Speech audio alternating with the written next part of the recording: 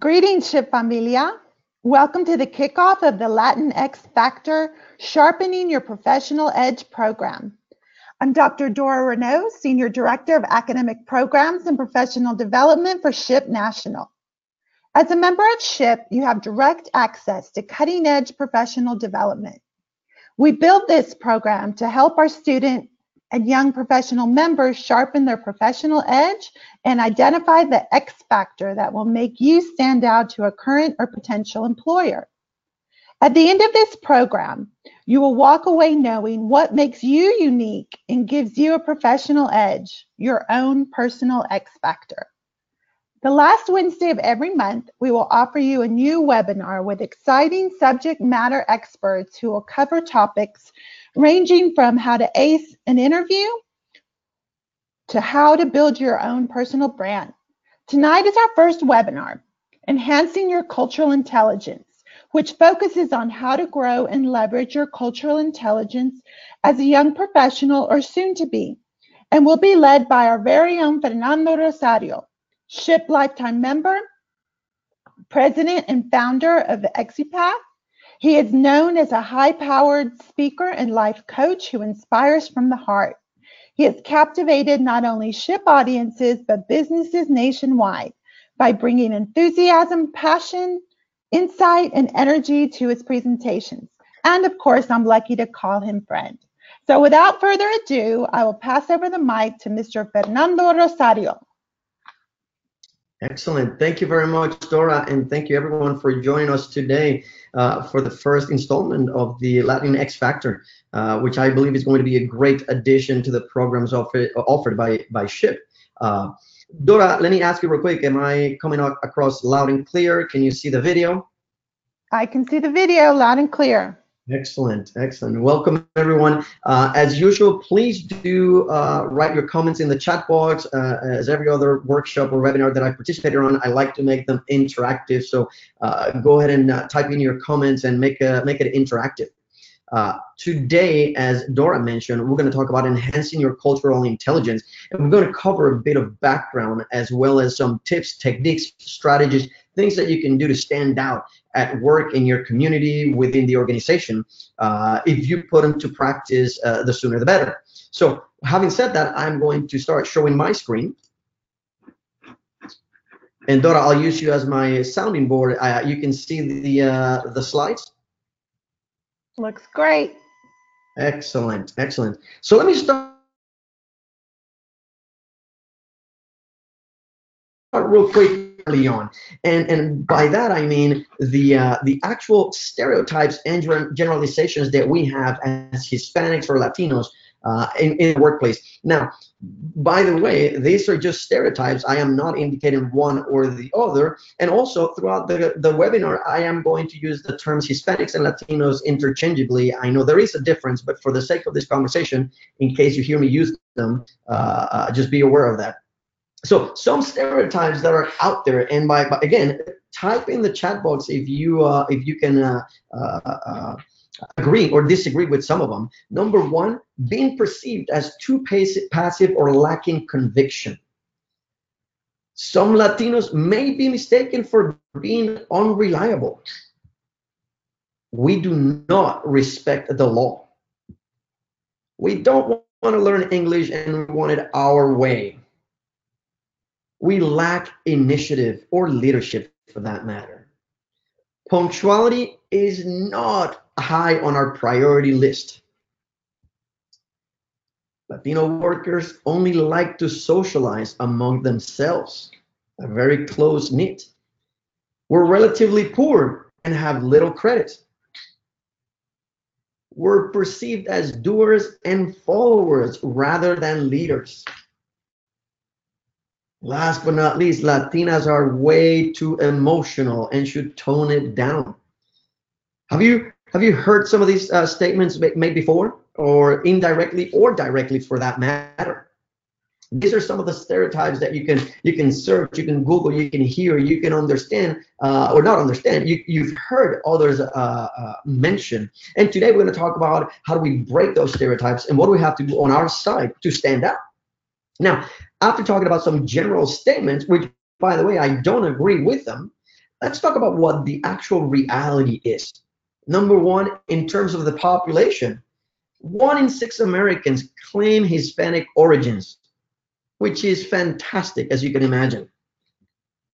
However, in terms of the executive ranks, very little representation in management and at the C-suite.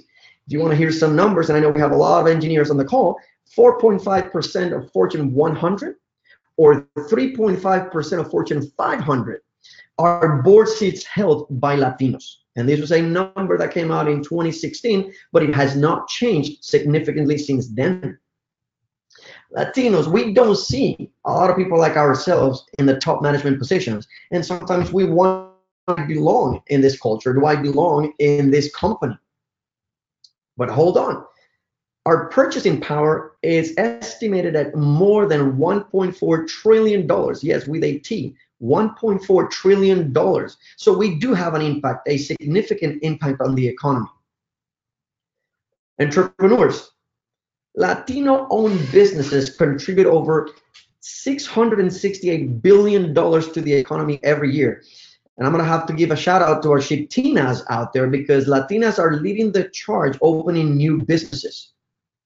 They account for nearly half the growth in the new businesses that were opened up by Latinos. So shout out to all those Latinas out there. In terms of growth, by 2016, Hispanic will represent close to 30% of the population. So again, we're in a really good position with the purchasing power, being entrepreneurs, and growing very, very fast. And in terms of our impact cross industry, our Latinas and Latinos have been making great strides in education, politics, the workplace, not to mention music and culture. So this is the actual realities that can put away all of the stereotypes that we just talked about a few minutes ago. Now, let's talk about some of the challenges that all of us are facing today. I'm going to break it up into two pieces. Number one, the landscape, the environment. We have limited role models and mentors, or at least that are visible. Lack of sponsorship, which is crucial to your career. We suffer from cultural blind spots and nuances, things that we may not know or may know that are to our disadvantage. We have a problem, a basic problem on identifying Hispanic leaders in the workplace. And many ERGs, employee resource group or business resource groups, one of the first tasks is to come up with a list of all of the Hispanic leaders, and they're running into trouble just trying to do that. Now, that doesn't mean they don't exist. That means that we need to become more visible. And then, as I mentioned before, the underrepresentation at the executive levels. Those are some of the challenges that we face in terms of the landscape. Now, internally, there's a couple of things that we struggle with. One, the imposter syndrome. Some of us continue to think inside our heads, I don't belong. How did I get here to this position? Am I going to be able to be put up with the task at hand?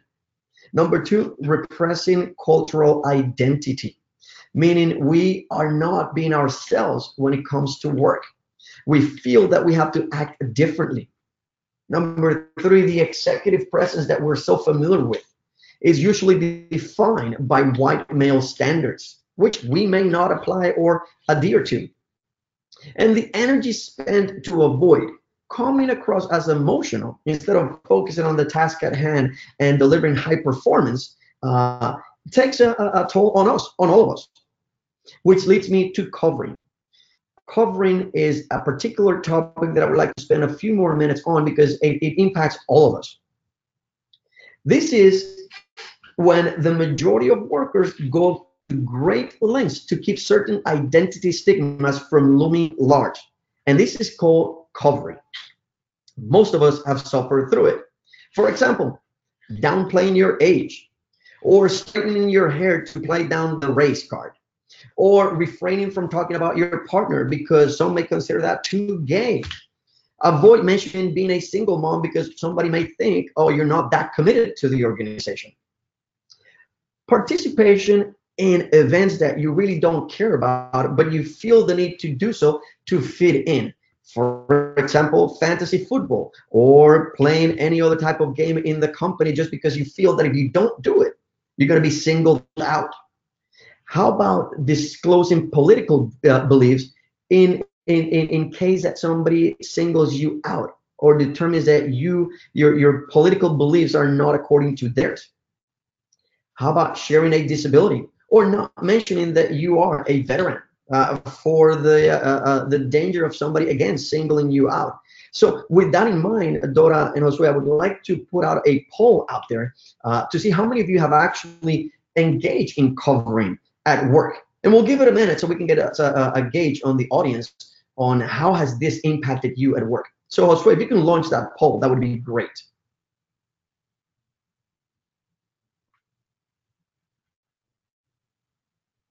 We'll just give it a quick minute.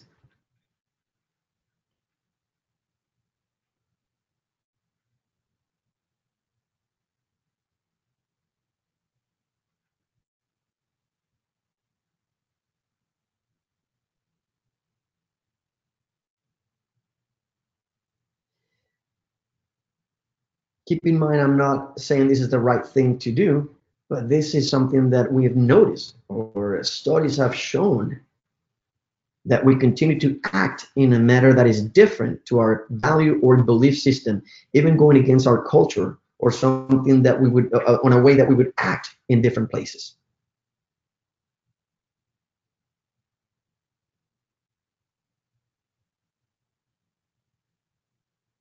And also, I think that should be enough. I'm hoping that we're getting some answers from the audience.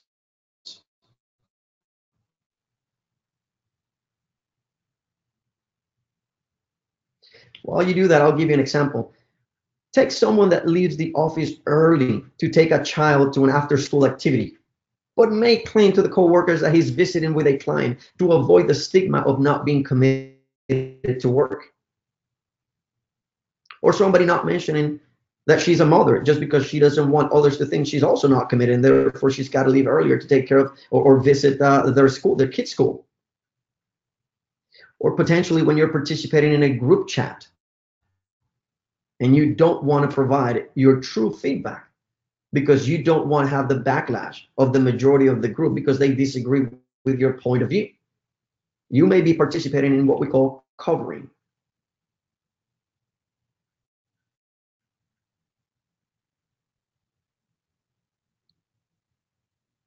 All right, Josue, I think that's good for the poll.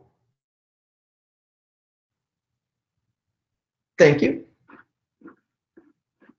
Oh, there we go. So really good information, as you can see on the screen. Often 65% on occasion. That is very telling. That is very telling. For the rest of you, the ones that mentioned never, pay attention on how this may be experienced by your coworkers, that they may be changing their style or they may be changing the way they act just because they may or may not be afraid of how they're going to be perceived. Excellent. Thank you, Josue. Let's go back to the screen sharing. Now, here's the sad reality about it. Studies show that Latinas repressing aspects of their persona, including cultural identity, has led to career advancement. Why? Because they are adjusting to what they have seen others do or what the norm, quote unquote, norm seems to be at work. Now, the problem with that is that, on the other hand, they're usually motivated to look elsewhere for employment. Why? Because they don't feel that they fit in. They don't believe this is a company or a structure that they want to participate on. To understand this, let's talk about the values and behaviors that we as Latinos, again, as a common theme. Again, I don't want to fall myself into the being guilty of stereotyping, but these are some of the values and behaviors that are common across the board. We're usually very family oriented, and by that also means an extended family. It's not uncommon for us to call primos, cousins, to people that are not even close to our family, but they either grew up with us or we consider them part of the family. Humbleness. We don't like to brag. We expect our efforts to be recognized by their own merit. Group mentality. Again, not uncommon for us to think about the greater good of the group and not engage in self-promotion or speaking for ourselves. We're resilient. We will work until it's done. And sometimes we have to consider when to say no and when it doesn't apply or it's not beneficial to your career. We're very, very adaptable, a trait that I consider magnificent in most of us. Personalismo. We like to personalize things. We rather have a conversation over coffee, create a personal connection, treat the other individual as a friend. Again, going back to our primo, cousins. Very, very respectful. From the early ages, we are taught to respect the elderly and the authority figures. I think I would be in good company if I said, can you remember when the abuelo, grandfather, used to speak? Everybody would listen because we have that respect for the elderly and the authority figures. The flip side to that is that sometimes we don't challenge authority. For example, we may not even ask for a second opinion when we go to the doctor because we trust in that one single statement from our primary care physician. We are relationship driven. Again, I think this is one of our best qualities, one that you have to put to work in your environment, because we love to foster relationships, and this is what it's about, the game within corporate America. Hardworking. I don't think I've ever met a Latino, a Hispanic, that is not a hardworking individual. And last but not least, one of my favorite, very ingeniosos. You probably heard this over and over. Give us a piece of duct tape and a little bit of wire and we'll fix it. We don't have duct tape, let me get some chewing gum and we'll figure it out. We're very ingeniosos, ingenious, which leads to very, very good careers. So these are some of the values and the behaviors that we have that we need to learn how to use them, how to leverage them when it comes to our careers. So culture awareness and intelligence. The degree of intimacy and personal contact that we develop is different, quite different. For example, the hugs, the kisses, the handshakes, the pats on the back, you can see how others don't relate to that. And we have to be very careful when we express in that manner at work. For those of you, if you that have spent some time working in Latin America, you will understand that the difference is significant. It is night and day from the work environment in the US. Social harmony. It is not uncommon for us not to want to rock the boat, not to rattle the cage and not disagree, which may lead us not to speak up when we disagree, when we have a different point of view, when we have a different opinion. And this is something that we should take in consideration as we craft or draft our journey in our career. We usually don't like confrontation, at least not to express disagreement openly in front of others. If you know this, it is better to have a one-on-one conversation to solicit feedback from others, and you will probably get a frank conversation going. We tend to like a more indirect approach. Again, I don't want to stereotype and I don't want to say everyone does it, but these are some common themes when it comes to our culture. Dignity and pride. We appreciate every opportunity given to us, even if that one may not be the best for our careers. So from now on, you have to pay particular attention to the opportunities that come your way and determine how is this going to stack up in your career, in your benefits. We may be easily offended by some feedback because we may take it to heart. I've mentioned this one already, respect for authority. You have to try to determine how that may be advantageous or disadvantageous for you at work. And last but not least, in our culture, we've been taught from early on that hard work pays off, which may not necessarily be the case when we're in corporate America. You may have to make sure that you're picking the right opportunities, the right projects, the high visibility opportunities that may leapfrog you into the next opportunity or the next promotion. Here are some gender and generational considerations to keep in mind. Millennials value stability and may not be job hoppers. So when we compare to others that may be looking for a job every other year, Latino millennials may want to stay put because they like stability. They look for a work environment that allows for family-like bonds because that's how they've been raised and that's what the culture has indicated is correct for them. They feel comfortable in that type of environment. So if you are a manager of Latinos or Hispanics, it would be to your benefit to foster that type of relationship. Millennials are more inclined to express their point of view. So as before I was saying, sometimes we don't speak up. Millennials are now figuring out that this is important for them and they may be okay disagreeing with the higher authority. Millennials may not be willing to compromise work-life balance. They clearly let everyone know that there are other priorities in their lives and they not all have to do with work. Oh, here we go. Some Latinas may continue to face judgment for putting their careers ahead of their family. They believe that they have to work twice as hard than their co-workers to get ahead.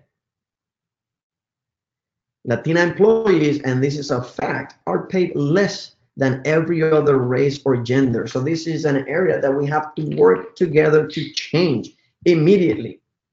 And Latinas believe they must sacrifice their culture and identity in order to succeed in corporate America. As you can see, these are some of the areas that we have to pay particular attention to make sure that all of us are doing our part. But here's the good news. We were absolutely designed to stand out. And now let's talk about all the things that we can do to stand out, make it big in corporate America or in a startup or in the community. We're different from our communication style to our values and belief system. For example, hand gestures, facial expressions, the way we position our bodies. We like to talk with our hands, which may or may not be distracting to others, but it is a trait that we have in common. Now, here's another stereotype or things that you may have heard. At least I've heard it before. Fernando, you're Puerto Rican, therefore you must be loud when you talk. So the tone, the volume, and the pitch of our voice, we have to make sure that we adjust or at least understand how it comes across to others. The level of interaction or personal contact, the pats in the back. We treat meetings in a more friendly way, more informal. Again, I don't want to make a broad statement across the board that everybody does it, but these are some of the stereotypes, again, as I mentioned before, that come across for us as Hispanic. And last but not least, they call us emotional. I like to say that we're passionate, that we really live in the moment, that we enjoy what we do. And that's why, because we care about the project, we may be seen as a bit emotional. But the flip side is that others may think that we cannot make rational decisions because we're letting the emotions get in the way. So these are some of the things on how we stand out, but knowing and self-awareness is key for us to make adjustments in our style. So here's what I have for you. Help yourself first. 12 practical tips on things that we can do right away to start standing out and making a difference. Number one, work very, very hard to neutralize biases. Listen, you may never be late, but I guarantee that if you're late to one event, somebody's going to say, here comes the Latino, always late. So we got to work very, very hard on that. Avoiding grammar errors in our emails, in our conversations, just not to give additional information or additional ammunition, if you will, to others that may be judging based on their unconscious bias. We may need to adjust our emotions, our accents, because studies have shown that some people think or measure others' intelligence based on their accent, which is not true at all. But at least let's be aware that there is such a belief. Number two, speak up. Make sure that you deliver your opinions, your point of view. You don't have to be a horrible person for disagreeing with others, but speak up. Make sure that you let them know that you think a certain way. If we go back to the respecting the authority, and I'm guilty as anybody else, I remember not speaking up in front of my boss or supervisors at the time, even if I disagree, because I did not believe it was in my place. Now that could be misinterpreted as weakness or that I'm not smart enough to participate in the conversation. Be your best advocate. Self-promote. Make sure you understand what your brand is, your personal brand, how you come across, how others think of you, and make sure that you create visibility opportunities, places where people understand who you are and what you bring to the table. Increase the LatinX leadership talent pool. Let's put the numbers to work in our favor. The more people that we can develop, the more leaders that we can have, the easier it is when it's time to select the next promotion candidate. Recognize your own potential. As I mentioned before, some of us suffer from the imposter syndrome. We don't believe that we belong, even though we've demonstrated that we are high performers, that we continue to get promoted, that we have the critical projects in our hands. Some of us struggle with the idea that I don't deserve to be here. On the contrary, recognize your potential and how great you are in what you do. Magnify your strengths instead of your weaknesses. So stop apologizing for your accent. Stop apologizing if at some point in time you're late for a meeting. It is completely understandable. On the flip side, magnify how good you are with numbers, with finances, with technology, with leading teams, with managing individuals, with mentoring, with coaching. Number 7, be strategic about your career. Don't hope and guess. Make sure that you trace how you want your career to unfold. What are the milestones? What's the timeline that you're going to give yourself? Who is going to be in your corner helping you out? Now, here's something that most of us have: bicultural and bilingual. Leverage that to your advantage in today's economy. In today's multinational and cross-industry organizations, this is an asset that you have at your disposal. Learn to navigate the organizational structure, the politics. And by that, I don't mean understand the org chart as it is laid out on paper. Understand who are the influencers, who are the ones making the decisions. How do you position yourself to be successful within that organizational structure? Goes without saying, seek mentors and sponsorship. Sponsorship is something that is going to be critical in your career. A quick definition that I like to give is a mentor is somebody that talks to you. They have been there, done that. A coach is somebody that talks with you because they help you unlock your true potential. And a sponsor is someone that talks about you when you're not in the room. So again, a mentor talks to you, a coach talks with you, and a sponsor talks about you. And as you'll see as we continue with the presentation, sponsorship is one of your secret weapons as you continue in your career. Continue your professional development. And no, this is not checking the box of the required training that you receive at work. Seek for opportunities to grow your public speaking abilities, your communication skills, your financial acumen, your networking skills. Continue to grow your soft skills. And last but not least, learn to recognize and correct the micro-inequities and non-inclusive behaviors, which we'll talk about a bit more in a second. So what are they? Micro-inequities are small events which are often done by someone that doesn't recognize that they did it. And I have a couple of examples around that. For example, when you text during a face-to-face conversation, probably the other person is annoyed that you're not paying full attention. How about consistently mispronouncing a person's name? By the way, all of these examples, you may be the recipient or you may be the person doing it. Interrupting a person mid-sentence. Making eye contact only with the males in the room. Or not knowing, consciously taking more questions from the men than the women.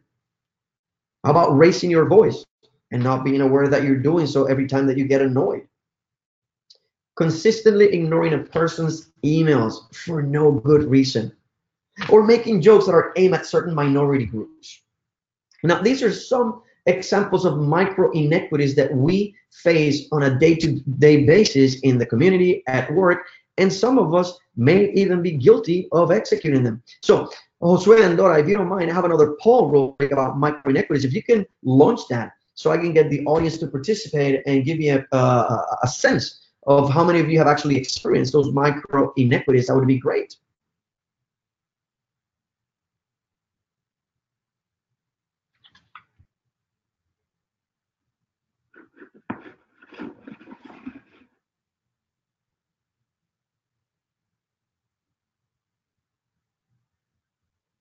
And while you do that, I'm reading through some of the questions that are coming through the chat.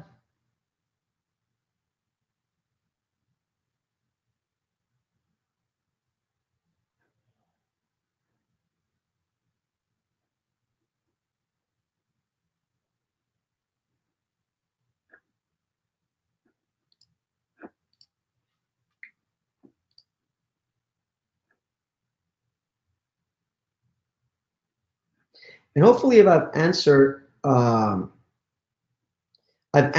question around how do we Latinos become more visible. I just gave you some 12 tips that hopefully answer some of the I guess the anxiety on how do we become visible. But it's looking for opportunities, being strategic, understanding the landscape, understanding the inclusive leadership style of your supervisor and adjusting to it, understanding what cultural traits are actually working to your disadvantage.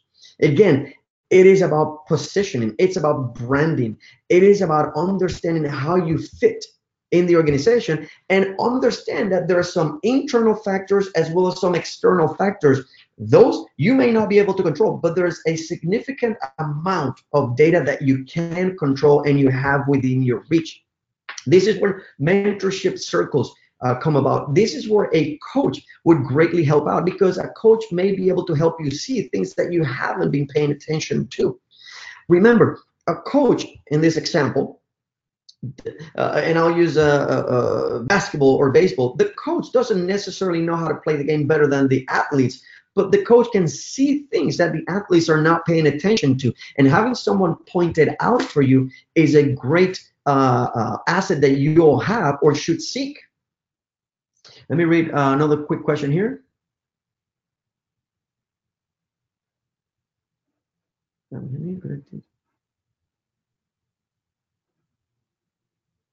Yes, this is a good, right? Here's a question about not speaking up about inequities due to the risk of aversion, part of the culture. Very, very good question. I am not going to send you on what we would call a suicide mission. Go ahead and do all the things that Fernando mentioned during the presentation and the webinar and hope for the best. No, you have to learn to read your audience. You have to learn what the landscape can and cannot do. An individual that is not inclusive, and I'm referring to a supervisor, a boss, an individual that is not inclusive, doesn't have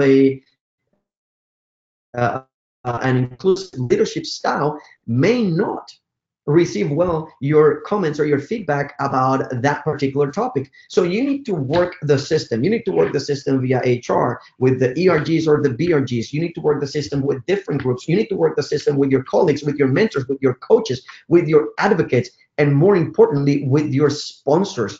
Because there are conversations that may be better off coming from your sponsor and your mentors than coming from you.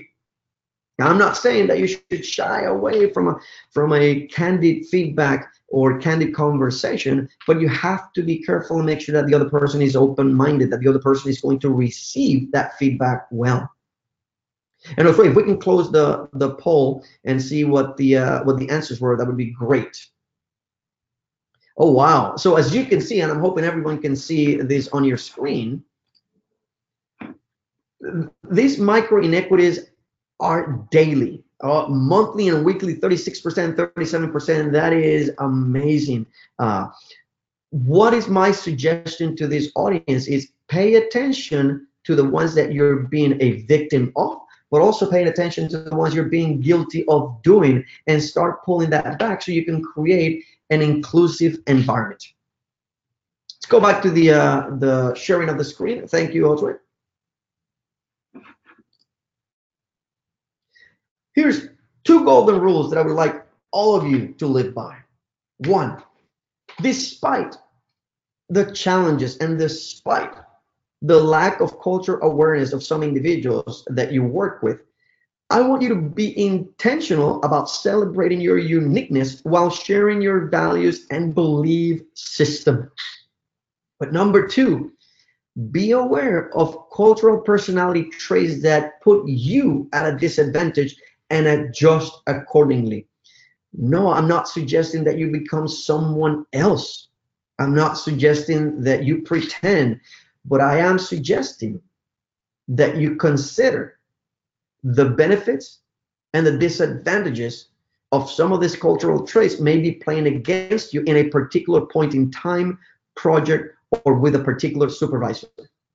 But always remain true to your roots. No need to change that. Here's how you help others, because this is not just about you or myself. Number one, become a champion, not just a supporter. Don't just be on the sidelines cheering for somebody else who's doing it right, for somebody else who's creating an inclusive environment.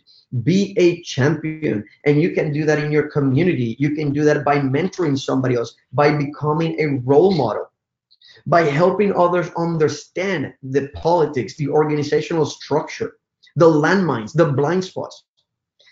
Act as a coach, a mentor, and a sponsor. But this is something to be careful with. If you are going to be a mentor and a sponsor, make sure that you have their best interest at heart, and make sure that you also have enough experience to be providing that type of data or advice.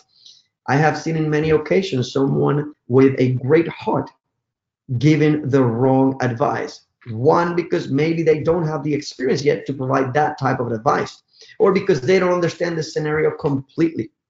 And I like to say, a big fan of this saying is, nada más peligroso que un tonto motivado.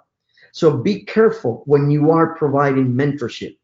Seek for opportunities, but put yourself in a position to help out. Make the numbers work in our favor.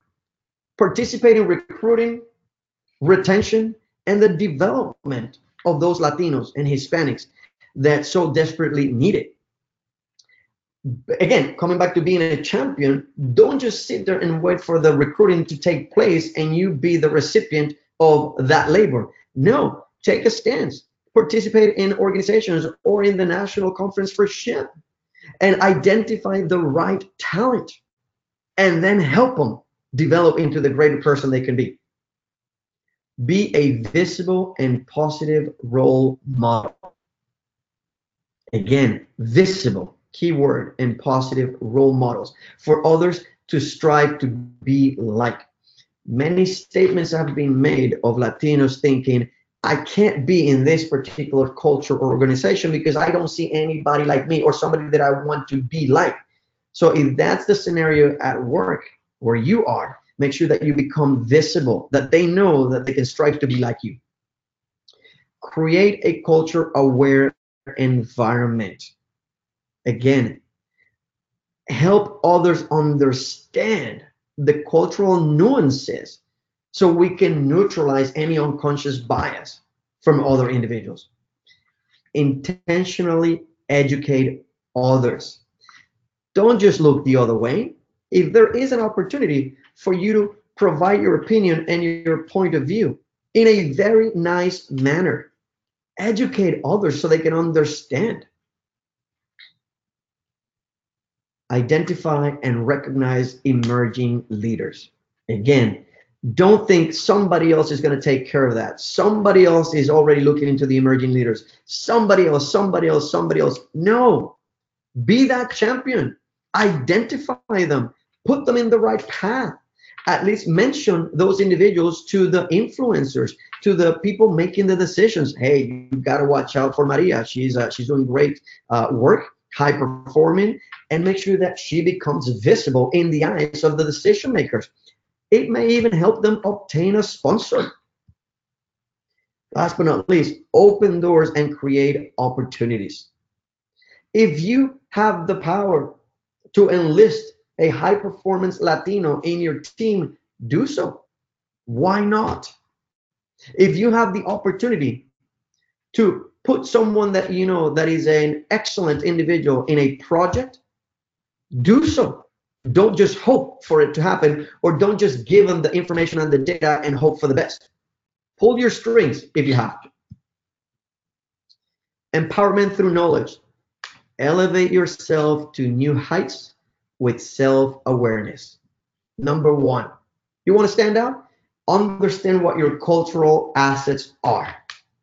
Number two, understand what your blind spots are.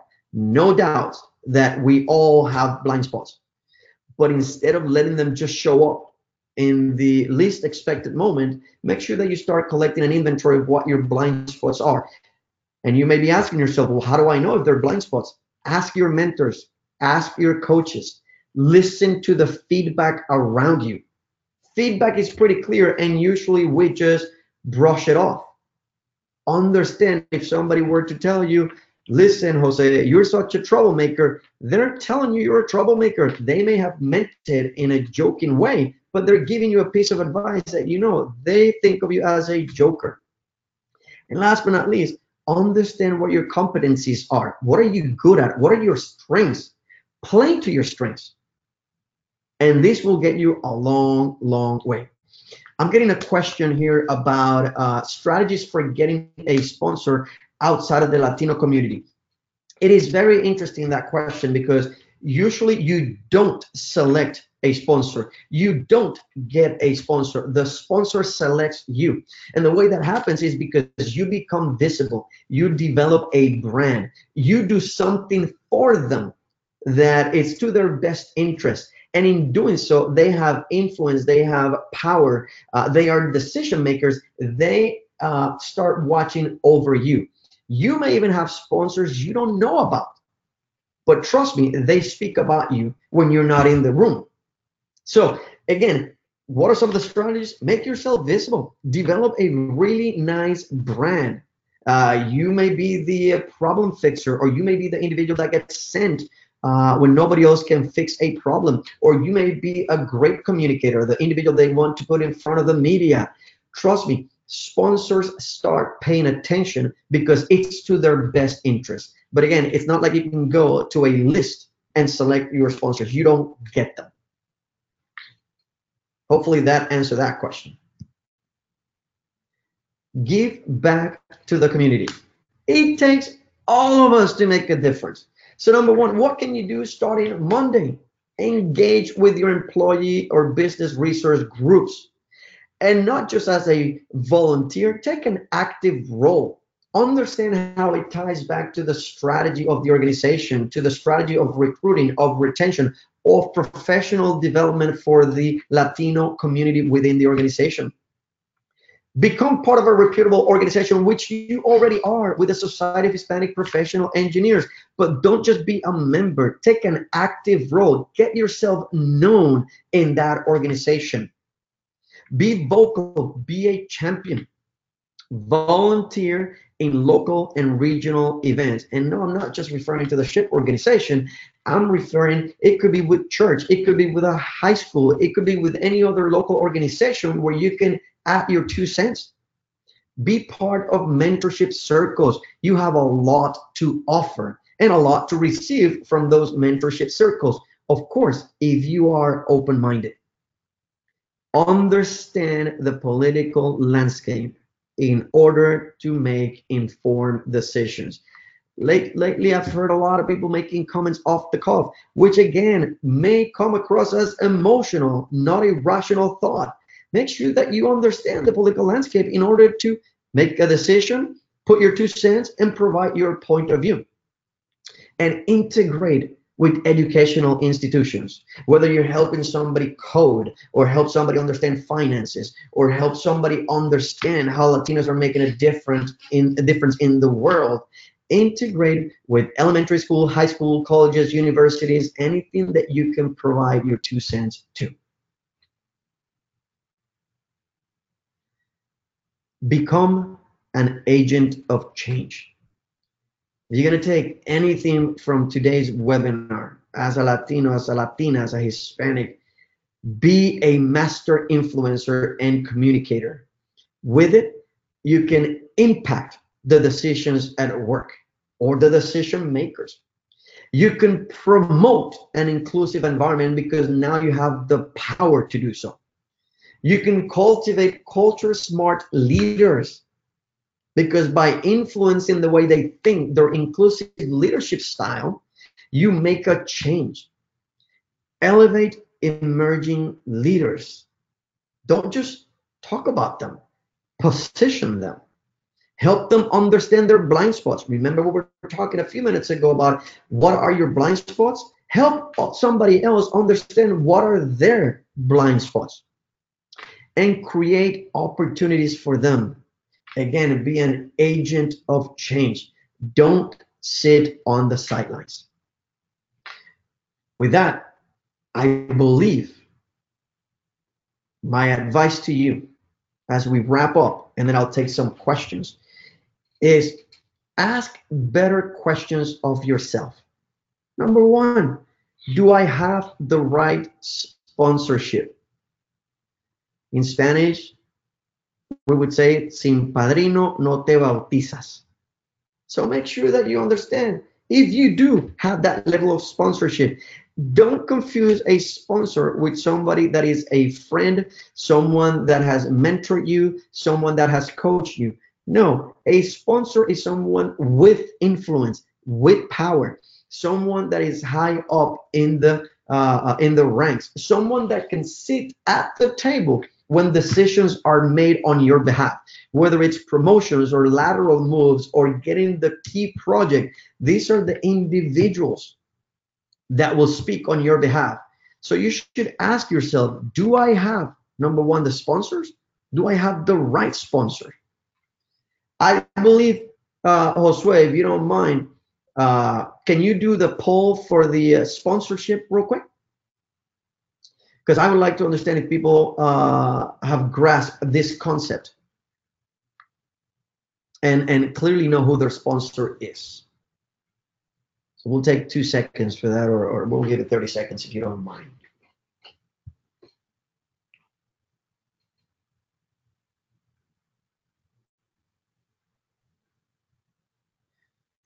Remember that sponsorship is one of your biggest secret weapons.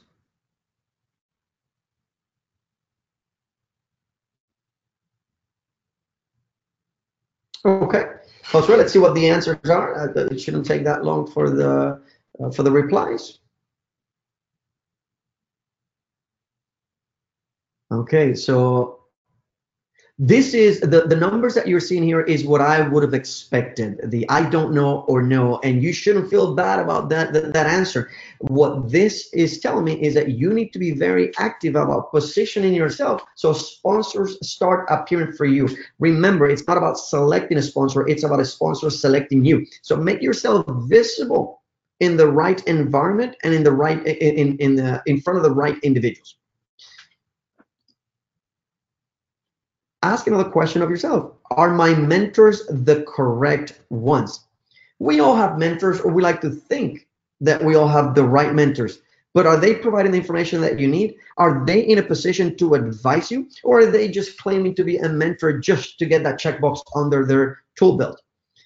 Having a mentor or mentors is critical to your career, so make sure that you're selective on who they are. Am I fully aware of my blind spots? And we've talked about this for quite a few minutes in today's presentation. Start today. Make a list. Ask your advisors, coaches, mentors. Listen to feedback and honestly put together a list of the blind spots that you have and not just write them down. Tackle them. How are you going to address them? Could I benefit from having a coach? And Josue, if you don't mind, let's put that last poll on the screen so we can collect some good information from the audience as well. And if you don't mind answering for me, if you have a mentor, a coach, both or neither, it would be very interesting to understand the data from this group.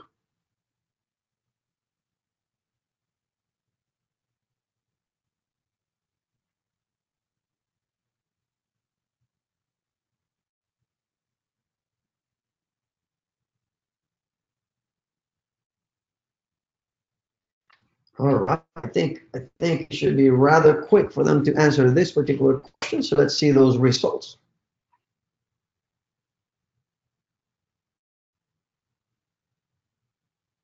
In the meantime, I'm going to be reading some of the questions that I have here.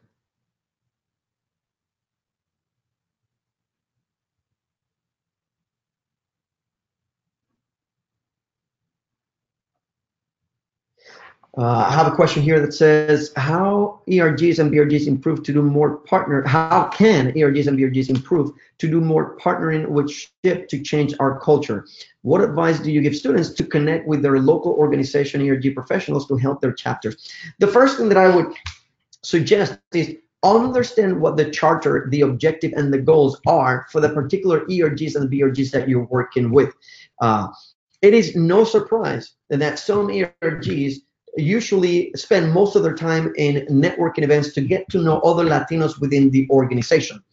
Other ERGs and BRGs consider the recruiting component the most valuable piece of the ERG or the BRG. However, these organizations can provide a lot more than what they're being used for. For example, understanding the market trends, understanding culture, helping with retention, helping with professional development, helping, as we mentioned, recruiting. So my advice is first understand what the goal and the objectives are. Then align with them, and by them I mean the SHPE organization and the ERGs and BRGs, align with them and demonstrate how we, the SHPE organization, can deliver those results for them.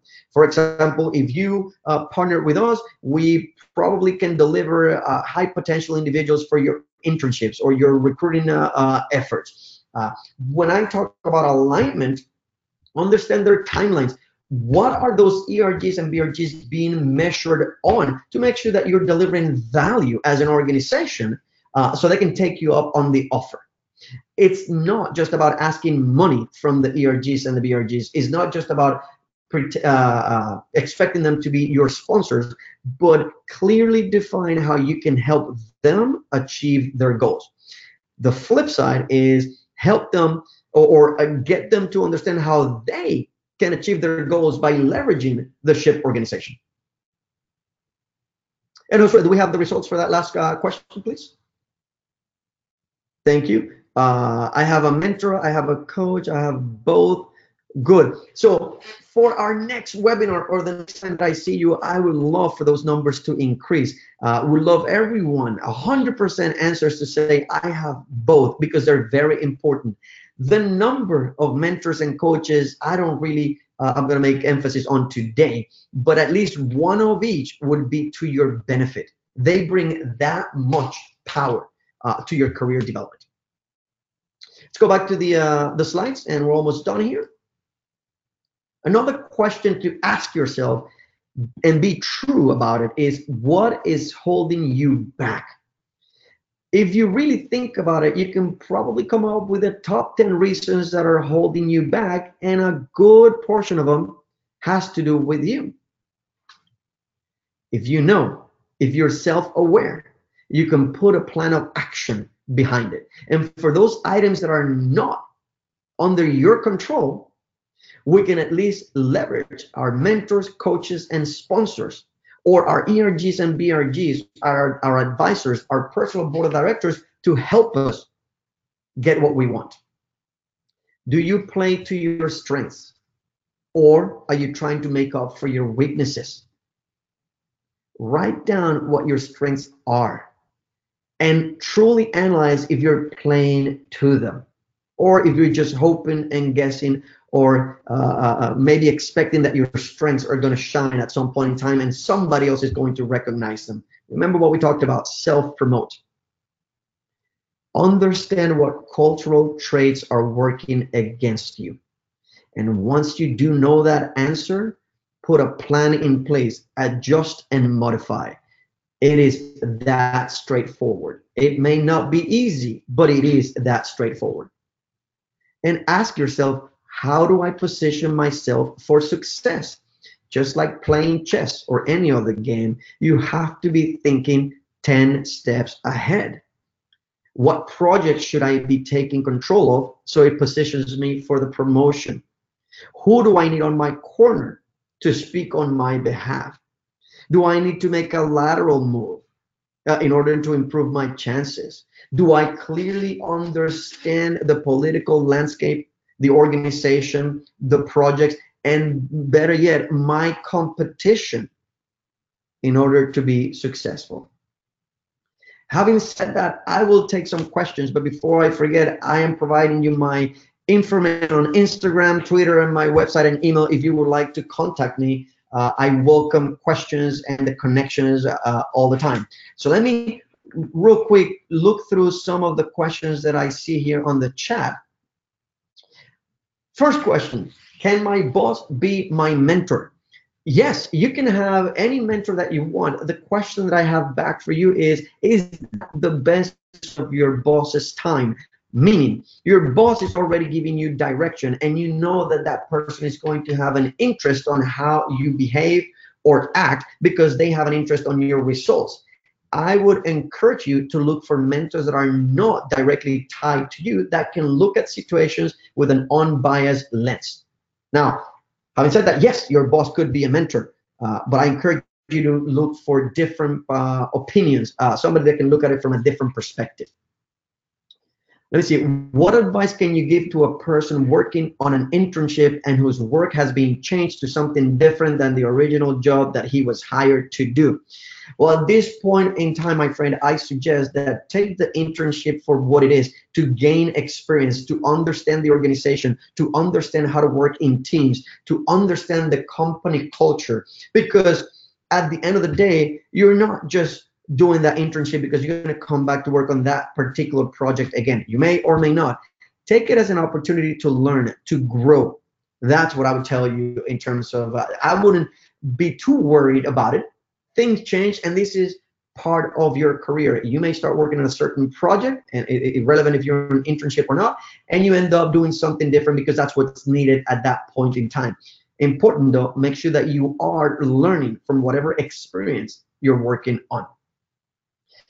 Oh, excellent question here, and I think we have one time for one more. What if we believe our advisors, mentors are holding us back? Well, the good news is that you selected those advisors and you selected those mentors. So switch them, change them, get some new ones. If you do believe that they are going to get upset, you don't have to formally tell them you're no longer my mentor.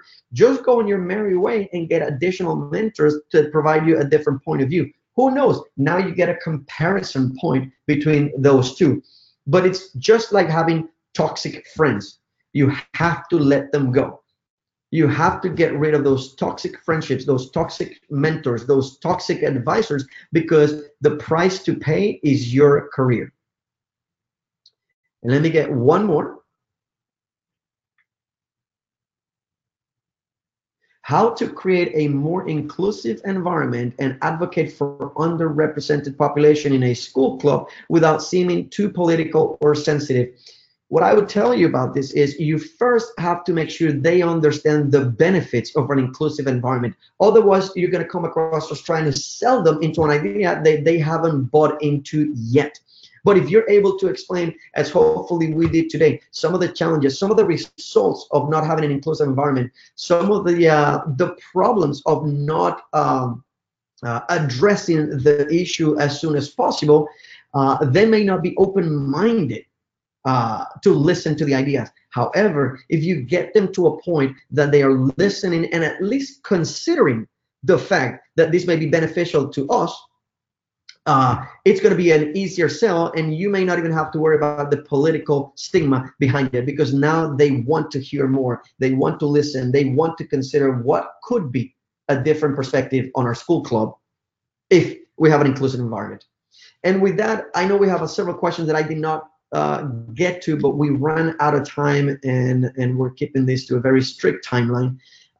Happy if you send me your questions via email or Instagram. Happy to answer them and stay connected.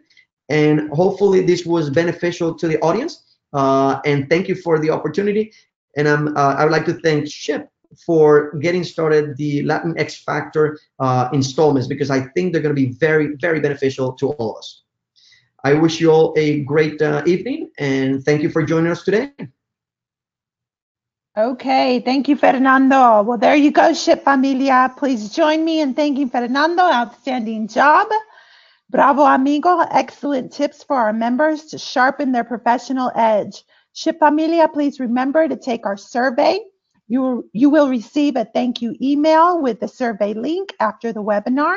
We need your constructive feedback to make this program the best it can be. You can also view the recorded webinar on the National Facebook page and YouTube pages in just a few days. We hope to see you February 27th for our second webinar to learn about how to utilize an entrepreneur mindset in school as a student or in your organization as a young professional. Signing off from Ship National, stay warm, buenas noches, Ship Familia.